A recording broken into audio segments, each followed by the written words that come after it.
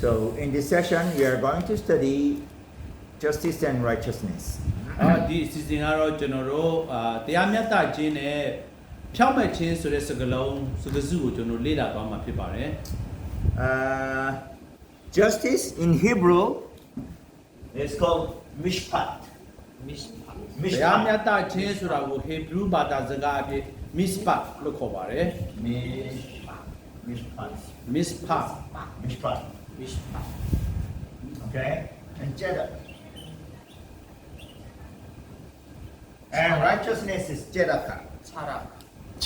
Jedaka. Jedaka. ဖြောင့်မတ်ခြင်းဆိုတဲ့စကားကိုတော့ကျက်ရခလို့ခေါ်ပါတယ်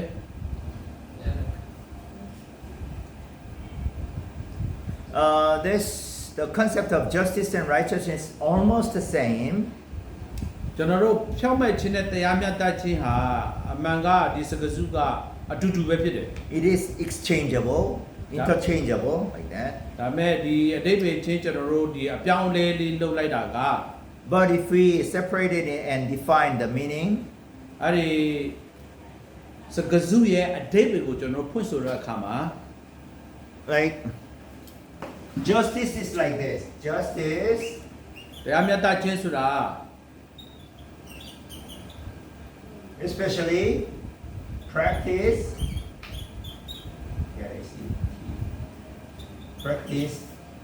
righteousness တရားမျှတခြင်းဆိုတာကတော့လက်တွေ့လှုပ်ဆောင်ခြင်းဖြစ်တယ် law court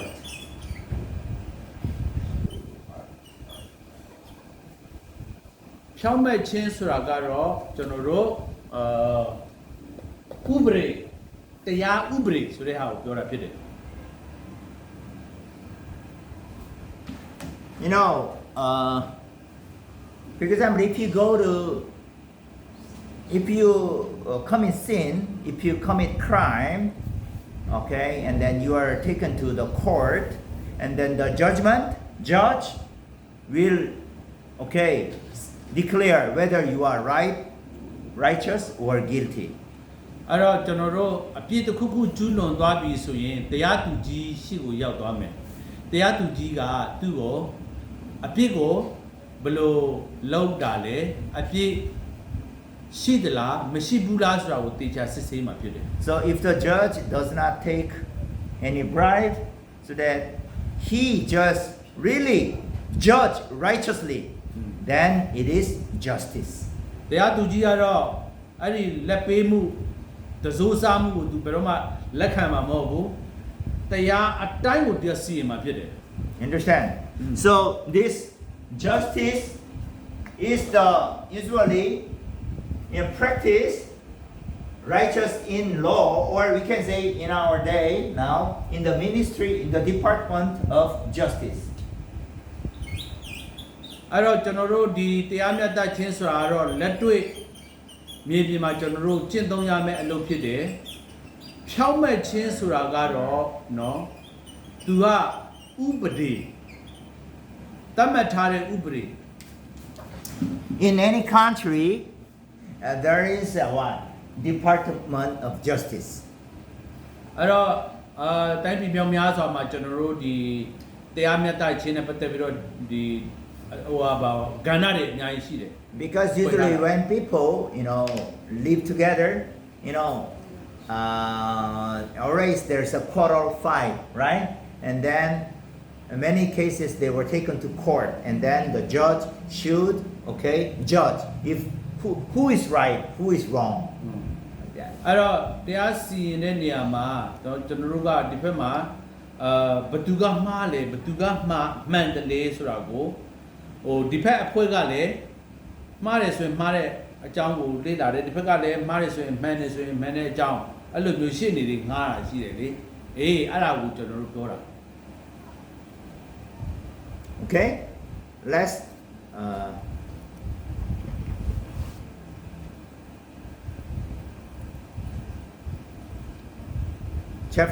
let's go to Amos. အမောနဂတိကျမ်း Amos chapter 5. အန်ကြီးငါ 5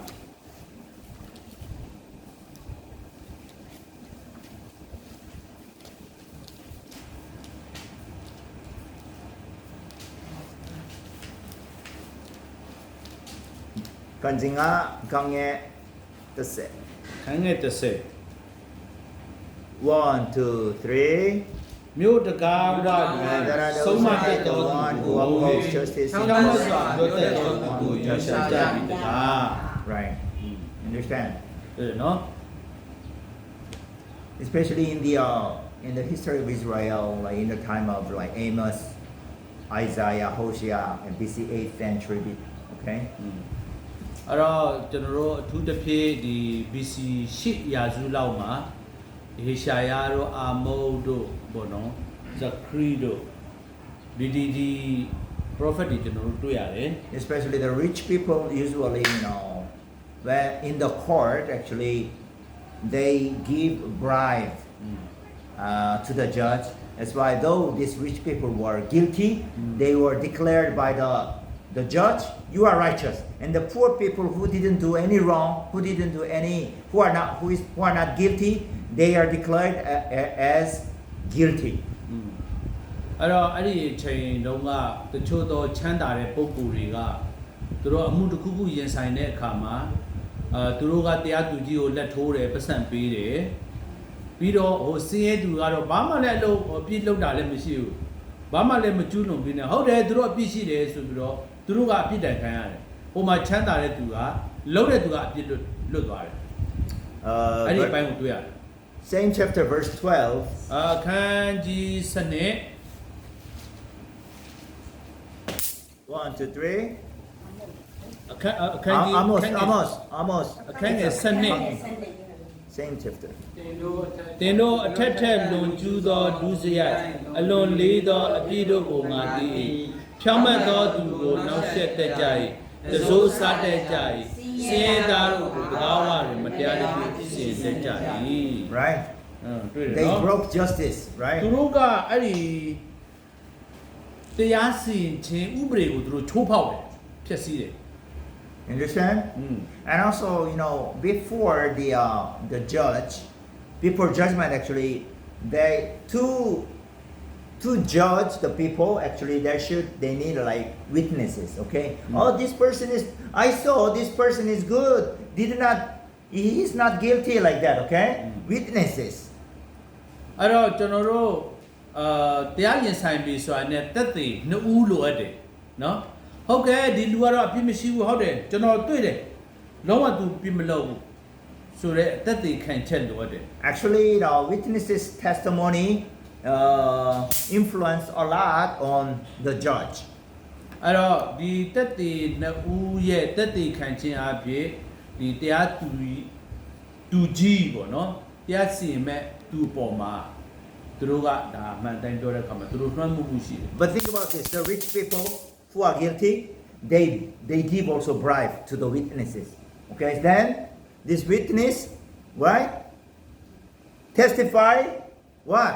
for the rich people who are guilty actually. အဲ့တော့ဘသူကလွန်ကျူးတာလဲအဖြစ်ကိုအဲ့ဒါနဲ့ချမ်းသာတဲ့သူတွေကတရားသူကြီးကိုလည်းပေးတယ်ဟိုတက်တည်ခံမဲ့ဟိုကောင်တွေကိုလည်းပတ်စံလက်ထိုးထားတဲ့အခါမှာသူတို့ကဟုတ်တယ်ဒီချမ်းသာတဲ့လူကမှန်တာပဲသူတို့ကတရားတယ်ဆိုပြီးတော့မတရားတာကိုအမှန်သူတို့ကသွားပြောတယ်တက်တည်ခံ That's why do not give false testimony, right? ဒါကြောင့်ဘယ်တော့မှဒီမမှန်ကန်တဲ့တက်တည်ကိုမခံနဲ့လို့ Yeah, ပြည့်ညတ်တော်10ပါးကို that's one of the 10 commandments, right? It's a very important thing. မမှန်တဲ့တက်တည်ကိုလုံးဝမခံရဘူးဆိုတာကိုဒီပြည့်ညတ်တော်10ပါးထဲမှာပြောထားတယ် Okay, let's go to Deuteronomy chapter 19. Yeah, we are တရားဝဲအကျမ်းခန်းကြီး19 go verses 15, 16, 17. 15ခွန် up to 19, okay? 19အထိပေါ့ Verses Sanga ခန်းကြီး ka 15အခန်းငယ်16 Seko, 19အထိပေါ့ okay? 1, 2, 3. Seko. Sanga. 15ကနေ Chapter 19, verses 15 through 19. အခန်းကြီး19 Kanji Seko, Kange, Sanga, 15နေ19 1, 2, 3. လူသည်ပြုမိသောဒုစရိုက်ပြမမိသောအပြစ်ကိုစစ်ကြောသောအခါတတိခံတူရှိစေသူ၏စကားသည်တတိခံတူသုံးပါးဖြင့်စကားတူရှိသည်မမှန်သောတတိသူရောက်သည်သူဘာတစ်ဖက်၌မမှန်သောတတိကိုခံလေတရားတွေ့သောသူနှစ်ယောက်တို့သည်သာဝရပြရှိသောသူတို့ကထိုကာလ၌ရှိသောယေဘရဟိတရားသူကြီးရှိသော၎င်းလာသည်ဖြင့်တရားသူကြီးတို့သည်စစ်ကြော၍ထိုတက်တေခံသောသူသည်မိမိအပေါ်တစ်ဖက်၌မမှန်သောတက်တေကိုခံပြီးလျင်မိမိအပေါ်၌ပြုမိမှုအကြံရှိရှိရာသူ၌ပြုရမည်လူဆက်အပြစ်ကိုတင်တို့အထေးမှထိုတို့ဖေရှားရ Right? So that's why not giving false testimony is very, very important. ဘယ်တော့မှမမှန်တဲ့တက်တွေကိုမခံရဘူးအရင်အရေးကြီးတယ်နော် Even not only in the Bible, Old Testament, but also even right now, there are so many false testimony at the courts in any country. နိုင်ငံပေါင်းများများစွာမှာတရားသူကြီးရှိမှရောက်တဲ့အခါမှာမမှန်တဲ့တက်တွေအများကြီးခံကြတယ် Now in Korea, the former president, okay, his case, okay, so many lawyers for him for bad president. အဲ့တော့ကျွန်တော်တို့ကိုရီးယားမှာလည်းအခုဒီ president ကျွန်တော်တို့ပြုတ်သွားတဲ့ president ကတကယ်ကိုအဲ့လိုမျိုးမမှန်တဲ့အရာတွေအများကြီးလုပ်တယ်ဆိုတော့တွေ့ရ The head judge, he took bribe a lot, and then you know what happened actually? The head judge declared the former president, "You are righteous, not guilty." Yeah. တကယ်နာမည်ကြီးတဲ့သူကြော်ကြားတဲ့သူတွေဆိုရင်တော့ဒါမင်းမဘာမှအပြစ်မရှိဘူးနော်အဲ့လိုလွတ်တယ်ဒါကလက်စားတာ That's why a lot of Korean people right now are very angry and then strike against the head judge now. အဲ့ကြောင့်သူ့ကိုလုံးဝစိတ်ဆိုးကြတယ်ကိုရီးယားလူမျိုးတွေအားလုံးကမရဘူးဒါကြောင့်တော်လန်တယ်သူတို့ It's okay. So anyway, justice about righteousness, giving righteous judgment at the court, okay, or giving righteous testimony, okay, that is justice. အဲ့တော့ဖြောင်းမတ်တယ်ဆိုတာကတကယ်ဖြောင်းမတ်တဲ့သူဘက်ကတက်တီခံနော်ဟုတ်တယ်မှန်တယ်ဆိုတာကိုပြောပြခြင်းအဲ့ဒါကိုတရားမျှတခြင်းဆိုတဲ့အရာကိုဖော်ပြနေတာဖြစ်တယ်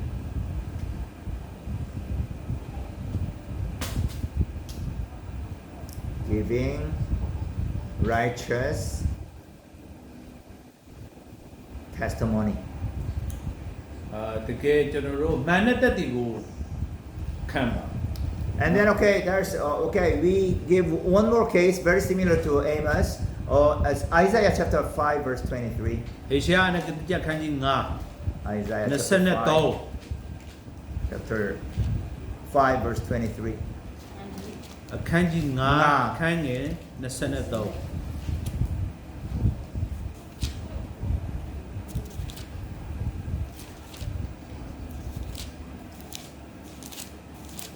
Isaiah kanjinga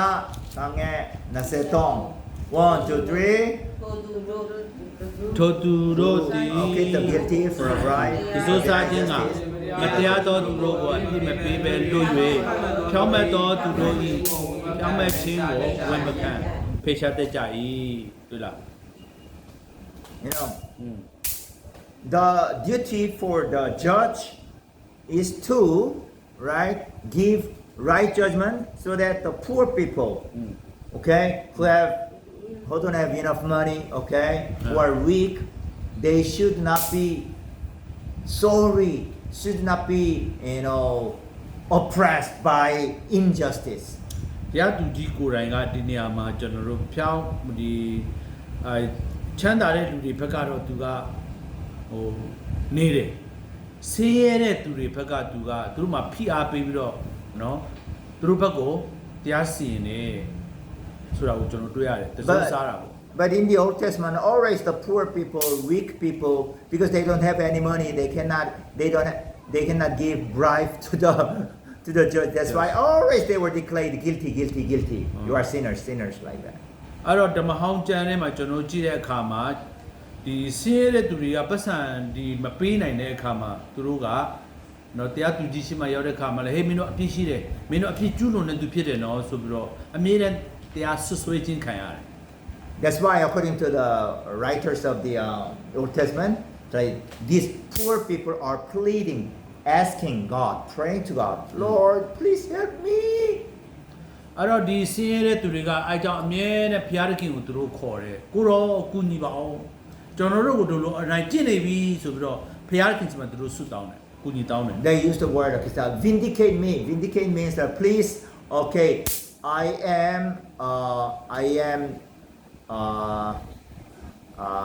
am oppressed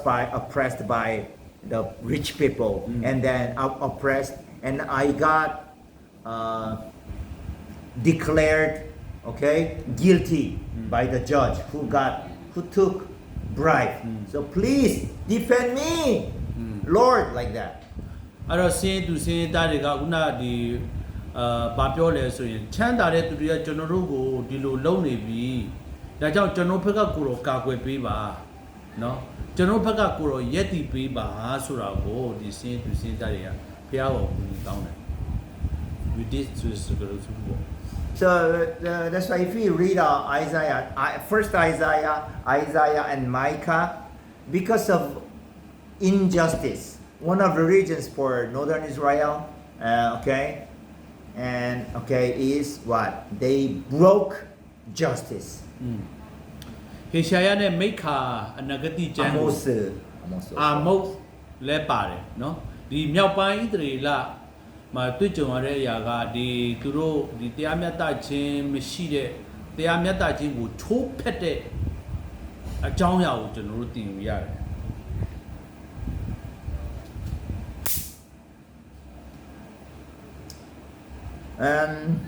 So usually you have to understand that this justice, the word justice, okay, mishpat, goes together, in many cases goes together with righteousness, tzedakah. ဒါကြောင့်ဒီဖြောင်းမဲ့ခြင်းနဲ့တရားစီရင်ခြင်းတရားမျှတခြင်းဆိုတာကခွဲခြားလို့မရဘူးဒွန်သွေးပြီးတော့เนาะရှိနေတယ်တွားနေတယ်ဆိုပစုဖြစ်တယ် In the Old Testament, like almost all the kings, okay, of Israel, northern Israel and South Judah, did not rule over them, Israel, with justice, but injustice, full of injustice, they rule over the people. ဒီမြောက်ပိုင်းနဲ့တောင်ပိုင်းပေါ့နော်ယူဒသူတို့ဒီဘီရင်တွေကအမြဲတမ်းဒီတရားမျှမျှတတလှုပ်ဆောင်တာမရှိဘူးသူတို့ That's why it's like Isaiah and many prophets describe that Messiah, when he comes, and he will rule over Israel with justice and righteousness. ဒါကြောင့်မင်းတို့ငါပြောမယ်နော်ဟေရှာယတို့နော်အာမုတ်တို့မိခါတို့မှာကျွန်တော်ဗာပြောရဆိုတော့မေရှိယဆိုတဲ့နော်တရားမျှတတဲ့ဘယင်ဆင်းလာလိမ့်မယ်မင်းတို့ကမအုပ်ချုပ်တဲ့အတွက်ကြောင့်သူအုပ်ချုပ်လိမ့်မယ်အဲ့လိုပြောတာ Okay, now next, the righteousness. ဖြောင်းမဲ့ခြင်းအကြောင်းကိုကျွန်တော်လေ့လာရအောင် Righteousness is actually practiced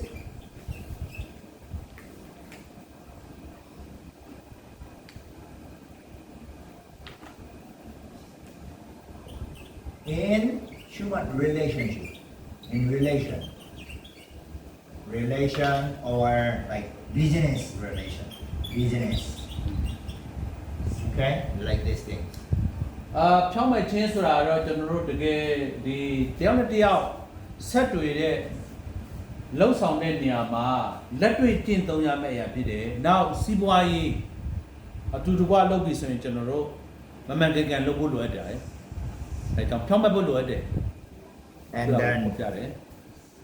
in relation, human relation, and then daily life. ကျွန်တော်တို့နေ့စဉ်အသက်တာမှာလူရဲ့နေ့စဉ်အသက်တာမှာကျွန်တော်တို့လိုအပ်ပြန်တဲ့ဒီဖြောင်းမဲ့ခြင်းပေါ့နော်မမှန်ကန်ကန်အသက်ရှင်ဖို့ Okay. That's if I define this, so goodness in, okay, or righteousness in daily life, human relationship and business relationship, like. ကျွန်တော်တို့လူတယောက်နဲ့တယောက်ဆက်ဆံပြုမှုတဲ့နေရာမှာနောက်စီးပွားရေးပိုင်းဆိုင်ရာမှာလှုပ်ဆောင်တဲ့အခါမှာကောင်းမြတ်ခြင်းပေါ့နော်ကောင်းမြတ်တယောက်နဲ့တယောက်နော်ကောင်းတဲ့လက္ခဏာနဲ့ကျွန်တော်တို့ဟိုအသက်ရှင်ဖို့လိုရတယ်နောက်တယောက်နဲ့တယောက်ဖျောက်မမှတ်နဲ့ကျွန်တော်တို့လှုပ်ဆောင်ဖို့လိုရတယ်ဆိုတော့ပေါ်ပြတယ် Can you go Amos chapter 5 verse 11. အနာဂတိကျမ်းအခန်းကြီး9ကိုကျွန်တော်တွားအောင်အာမုတ်အနာဂတိကျမ်းအခန်းကြီး9အခန်းငယ်17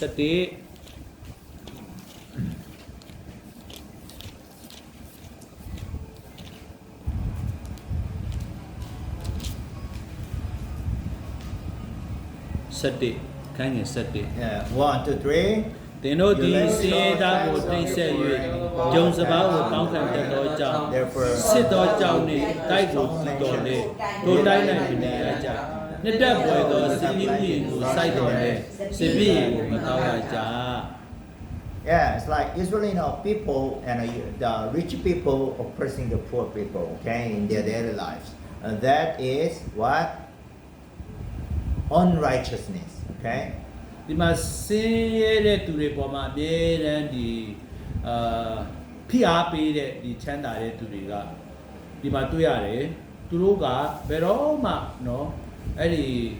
မရှိဆင်းရဲတဲ့သူတွေမှာတဏှာညတာခြင်းမရှိ So treat people in good way, righteous way, that is righteousness, okay? So we face every day, we experience every day, like we usually go to market, right? You and even me, sometimes, I go to market with my wife, right? တခါတလေမှာကျွန်တော်တို့ဈေးကိုသွားတယ်ဈေးကိုသွားတဲ့ခါမှာဈေးမှာကျွန်တော်တို့ဈေးအောင်တဲ့သူတွေနော်သူ့အမျိုးသမီးနဲ့သွားတဲ့ခါမှာတွေ့ရမယ်ကျွန်တော်တို့ရဲ့ပတ်ဝန်းကျင်မှာလည်းရှိမှာပဲနော်ဒီလိုမျိုး Proverbs chapter 20, တုတ်တန်ကျမ်းအခန်းကြီး20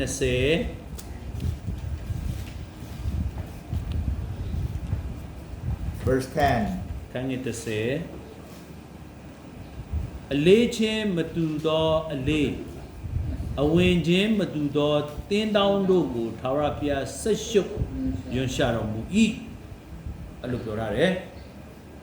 From ancient time until now, merchants, sellers always try to gain more money, right? From dealing. That's why they always try to, cheat people, deceive people. အဲ့တော့ကျွန်တော်တို့ဟိုးရှိတုန်းကနဲ့အခုချိန်ထိဒီကိစ္စကတော့เนาะဒီခိုးတဲ့ကိစ္စကတော့เนาะရှိနေတာပဲအလေးခိုးတာပေါ့เนาะအလေးပူပူတတပတ်စံလိုချင်တဲ့ခါကျတော့နည်းနည်းလေးကိုဘကအယော့ For example, okay, gobi. ဥပမာကျွန်တော်တို့ဂိုဘီတစ်ထုပ် You are a seller, okay? One gobi, talong gobi, okay, that is like natong. But you sell tong. ဂိုဘီတစ်ထုပ်ကိုအမှန်ကသူကတော့2000နဲ့ပဲယူတာဒါပေမဲ့သူကတော့အများကြီးတင်ပြီးတော့ပတ်စံအများကြီးရဖို့အတွက်1000ပြန်တင်လိုက်တယ်3000နဲ့ရောင်းတယ်ဒါလုံးဝမတရားဘူး Okay. We see, in our country, many cases, right? ငါတို့တိုင်းပြည်မှာအများကြီးဒီလိုပုံစံတွေ့ရတယ် So many ဒီလိုလှည့်စားမှုတွေအများကြီးတွေ့ရတယ် unrighteousness, right? ဒါလုံးဝမဖြောင့်မတ်ဘူး All of a sudden, I see even not only personal, one individual merchant, like even company, they do like, yes. Shell Line coffee, which I like. It was like, kona tong, chao ya. အဲ့တော့ကျွန်တော်က company အခုဒီ coffee တွေပဲအမုတ်တွေဝေတဲ့အခါမှာဟိုသွားတာပေါ့သွားတဲ့အခါမှာ company တွေအဲရောင်းတဲ့သူတွေကရောင်းစည်းတွေက9000နဲ့800နဲ့အဲ့လိုမျိုးပေါ့အ No, ပိုလေးပေါ့ actually it was chao tong, koya, like that. And then shit tong, something, tong ya. And now, right after that, ta tong, shia, like that. အဲ့ Wow. တော့ပထမရောင်းတာတော့ဟို8300ဒီလိုမျိုးပုံစံနဲ့ဟိုရောင်းတယ်အခုကမရပြန်တော့1000နဲ့3000အဲ့လိုမျိုးတက်သွားတာတော်တော်လေးဈေးကြီးတယ်နော် And many merchants are trying to deceive the buyers, customers. ကျွန်တော်တို့ဒီ customer ဝယ်တဲ့သူတွေပေါ်မှာကျွန်တော်တို့ကတော်တော်လေးเนาะ မတရားဘူးဖြစ်တယ်လှုပ်ဆောင်နေရ Christian merchants should not do that. ခရိယန်ဖြစ်ရင်တော့ဒါလုံးဝမ They လုပ် did that because that is all sins. ဒါ actually. ကအပြစ်ဖြစ်တယ် So here, verse 10 means that, okay, in ancient time in Israel, they used two different scales. I explained many times, right? ကျွန်တော်တို့ဒီဟိုရှိတုန်းကသူတို့သုံးတဲ့ဒီအလေးပေါ့နော် Two different ways, okay? So when they buy things, okay, they use light one, small weights. And အဲ့တော့ then, တခါတလေမှာဝယ်တဲ့ခါမှာအလေးပေါ့တဲ့အလေးထည့်တယ် and အ then, လေး oh, it is very light, so give little money. ဒါကနည်းနည်းလေးလူသေးတယ်ဆိုတော့ဆိုတော့ပတ်စံနည်းနည်းပူပေးပေါ့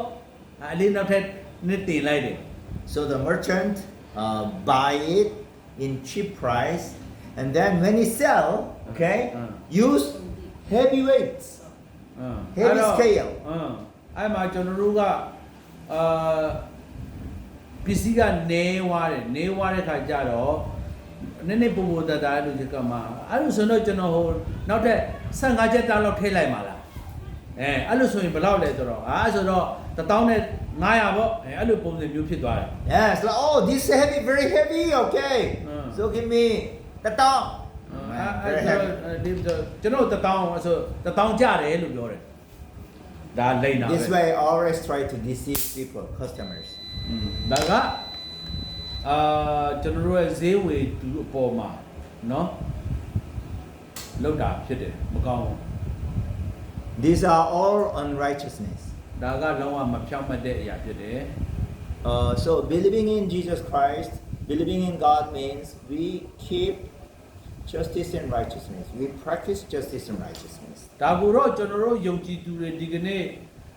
လက်တွေ့ကျွန်တော်တို့ကလုပ်ပြရမယ်အဲ့မှာဒီဟာပပျောက်မထင်နဲ့ In many Bibles in the Old Testament, keeping justice and righteousness is more important than giving animal sacrifice. အဲ့တော့ဓမ္မဟောင်းကျမ်းမှာကျွန်တော်တို့မြောက်များဆိုတော့ဒီစာရေးသူတွေပေါ်ပြတဲ့အရာကဒီအရာကเนาะတခြားသောဒီပေးလူချင်းထက်ပို့ပြီးတော့အရေးကြီးတယ်ဆိုတာကိုပေါ်ပြတယ်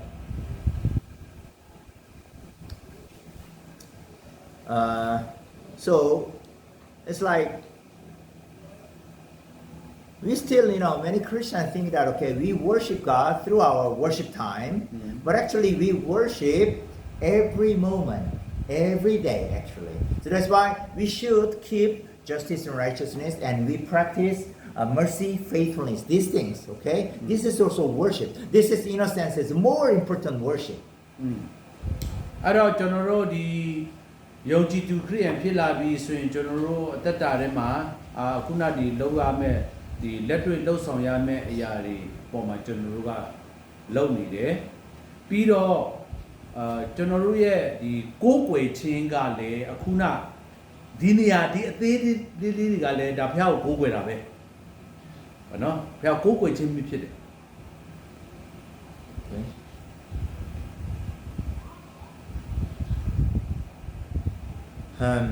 Okay.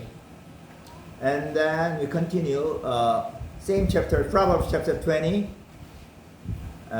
သုတ်တန်ခန်းကြီး verse 23. 23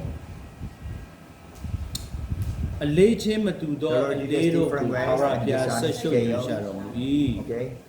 The same, right? တူတူပဲအဲ့မှာ So the purpose of our life is not to make a lot of money, but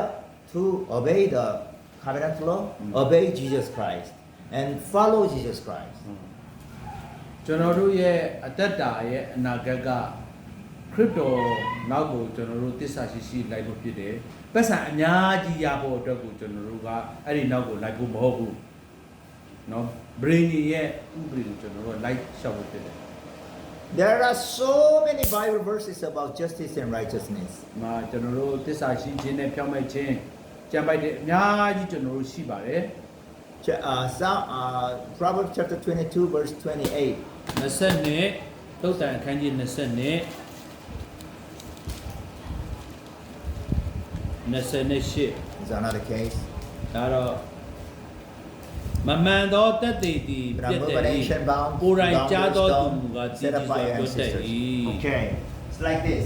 In Ah. the Old Testament time, think about jiba. Okay, so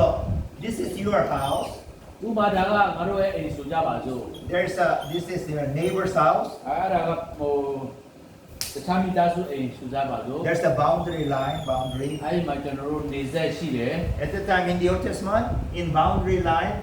to mark the boundary line, people put here stone. Stone. အဲ့ဒီမှာကျွန်တော်တို့ခြံတိုင်းလေးတွေစိုက်ထားတယ် But okay, one day, Pujo, ဘိုးကျော်က he wants to extend his house. နဲလေးလေးတိုင်လေးကိုနည်းနည်း And ရှင်းတင်တယ် then from here, stone, boundary stone. ဘိုးကျော်လုပ်ပြီးဘိုးကျော်တိုင်လေးလေးရွှေ့ပြီးကပိုးပြီး When this man sleep, night time, မအိတ်နေတဲ့ဖြတ်လိုက်တယ် change. From here to here. ဘိုးကျော်ခြံတိုင်းခိုးနေပြီမြေ area တွေခိုးနေပြီ Like that. You see? အာ This is the meaning of do not move boundary stone, ancient boundary stone. ဒါကြောင့်ရှိတုန်းကအဲ့ဒီနော်ကျွန်တော်တို့ရဲ့ဘူးဘေးတွေစိုက်ထားတဲ့မှတ်တိုင်ကိုမရွှေ့နဲ့လို့ပြောတာတုတ်တိုင်ကျမ်းမှာ This boundary here, your house with the land is given by God. Okay, distributed, okay? Divided by, Joshua and the leaders. So you have to keep the boundary line. Do not take your neighbor's land, right? အဲ့တော့ယောရှုကိုသူ့နေရာနဲ့သူအမျိုးအစဉ်အလိုက်သူ့ရဲ့နေမြေလိုက်ခွဲပြီးဖြစ်တယ်အိမ်လိုက်ခွဲပေးပြီးသားဖြစ်တယ်ဘယ်တော့မှကိုယ့်ရဲ့အိမ်နီးနားချင်းရဲ့နော်မြေကိုမယူရဘူးအဲ့လိုမလုပ်အောင် Here, you I think you know many cases, okay? This is my land, ဟေးဒါငါမြေလေ not yours, okay? ဟေးပြန်မဟုတ်ဘူးလေကွာအဲ့လိုမျိုးအော်ပြီးတော့ပြောတာ Take, ဟုတ်တယ် yeah. ဟုတ်လားညစကားမများကြဘူးလား If someone did and did not repent, they will go to hell, okay? You have to teach your tinta, okay? Someone who already took, okay, someone's land,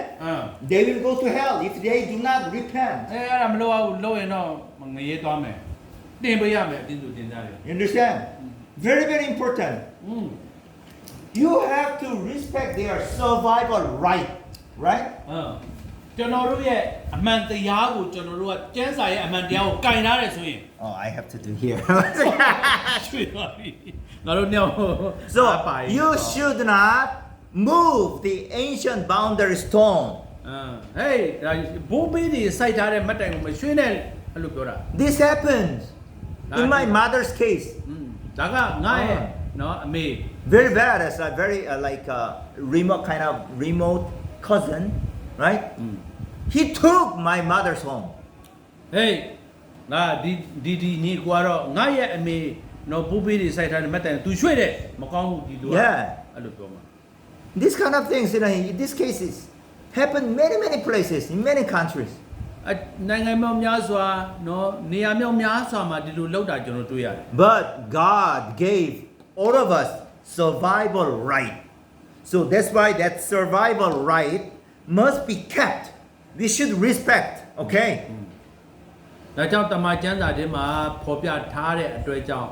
အဲ့ဒီမှန်ကန်တဲ့အရာကိုကျွန်တော်တို့ကယူတည်လေးစားရမယ်လိုက်နိုင်ရမယ် Right? Yes.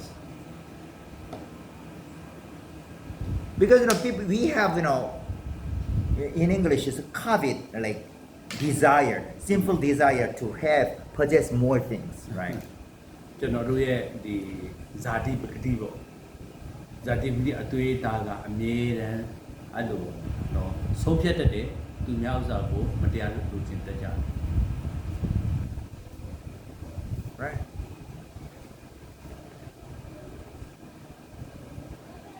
So I gave Ryan last time, like Korean woman pastor herself, co-worker, right?